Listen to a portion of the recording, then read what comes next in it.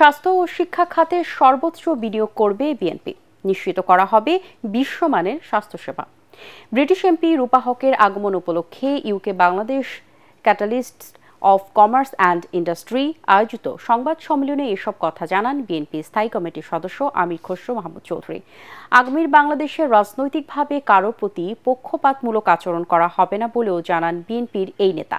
সংবাদ সম্মেলনে বাংলাদেশি বংশোদ্ভূত ব্রিটিশ এমপি রূপা হক বলেন, তৈরি পোশাক ছাড়াও অন্যান্য খাতে বাংলাদেশের বাণিজ্যিক সম্ভাবনা রয়েছে। সাম্প্রতিক রাজনৈতিক পথ পরিবর্তনের কারণে যে অস্থিরতা তৈরি হয়েছে তা কেটে যাবে বলেও আশা করেন তিনি।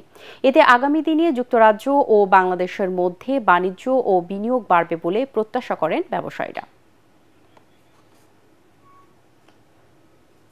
I'm happy to say that that is over, that is behind us.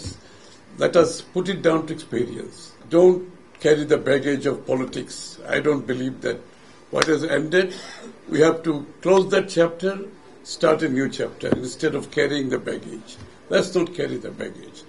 So new chapter, Bangladesh 2.0 has opened up a door of great opportunity for all of us.